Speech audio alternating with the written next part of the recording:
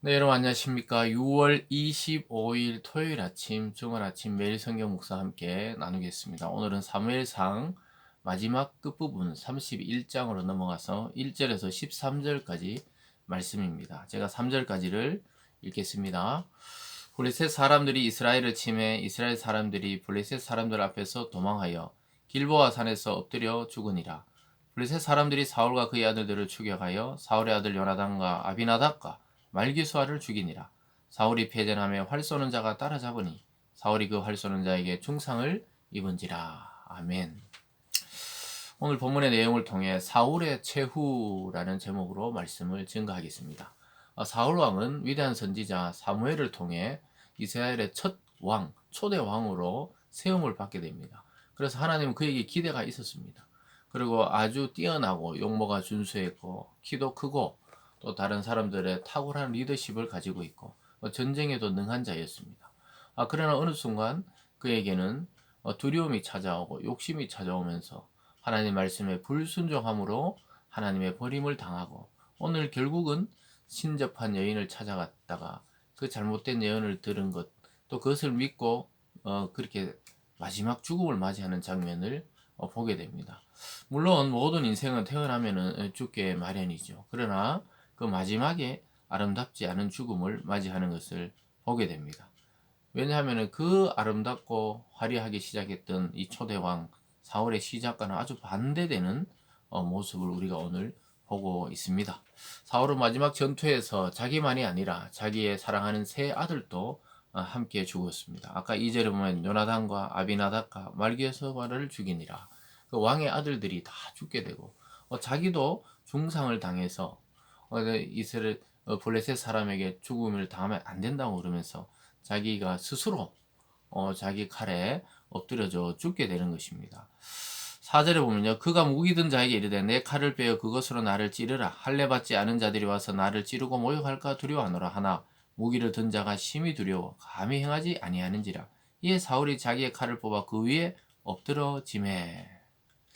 그래서 결국은 자기 칼에 자기가 목숨을 끊고 마는 장면으로 사울의 인생은 끝이 납니다.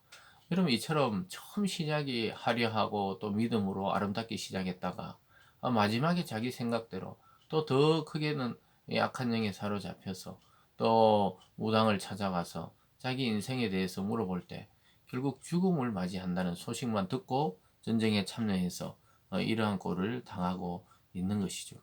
6절을 보면요. 사울과 그의 세 아들과 무기를 든 자와 그의 모든 사람이 그날에 함께 죽었더라.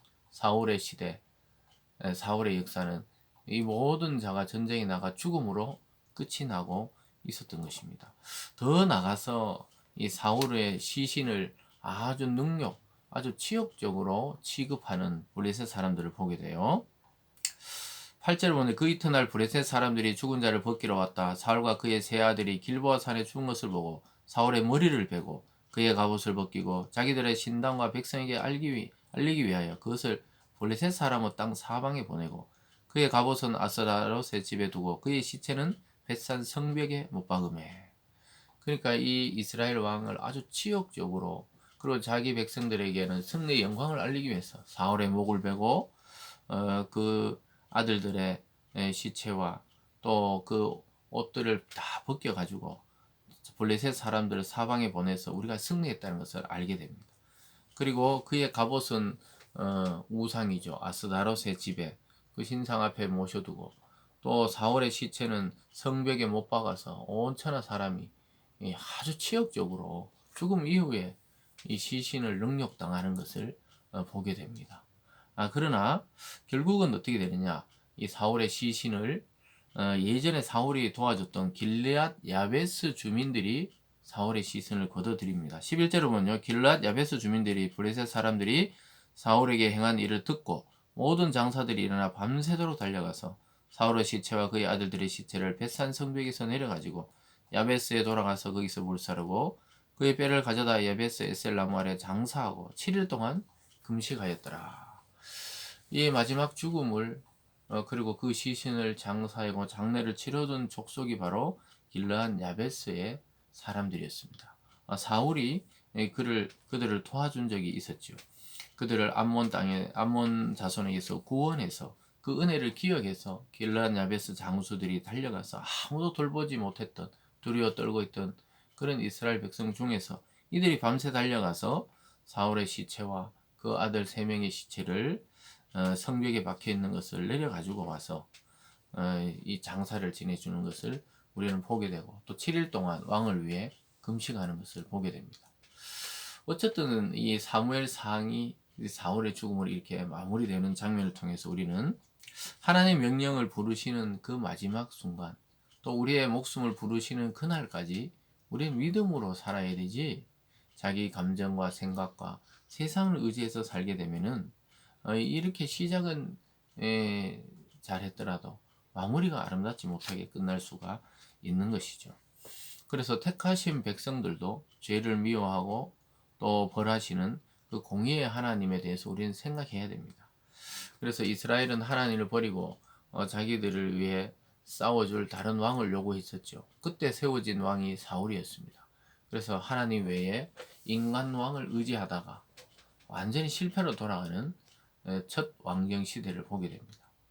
근데 놀랍게도 하나님의 마음에 합한 왕이 세워졌을 때 이스라엘은 가장 융성하고 또 발전하고 부흥되는 모습을 보게 되는데요. 그것이 바로 사울을 이은 다윗의 왕국입니다.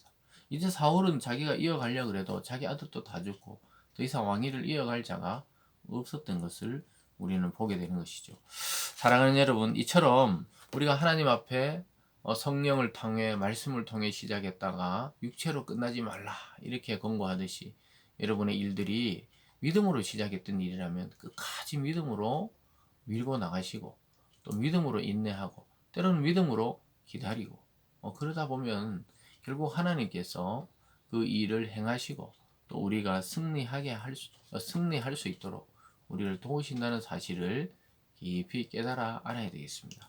여러분 주말을 보내시면서 한번 사울의 인생을 한번 묵상해 보시면서 나의 앞으로의 삶의 모습과 또 그리스도 안에서 나는 어떤 모습으로 하나님을 의지하며 살아가야 되는지를 한번 깊이 묵상해 보는 오늘이 되기를 주님의 이름으로 축복합니다. 기도하겠습니다.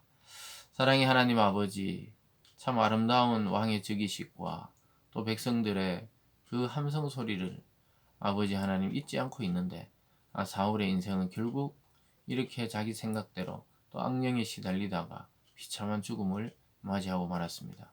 그것은 하나님의 말씀을 불순종한 데서 온 결과였습니다. 하나님 아버지, 우리의 인생 가운데 끝까지 하나님의 부르심을 받는 그날까지 믿음으로 살아가게 하시고 순종의 사람들 되게 하셔서 정말 그리스도처럼 또 그리스도를 닮아가는 저희들이 되게 하여 주시고 그 믿음으로 하나님의 큰 역사를 바라보게 도와 주시옵소서. 감사드리며 예수님 이름으로 기도드리옵나이다. 아멘.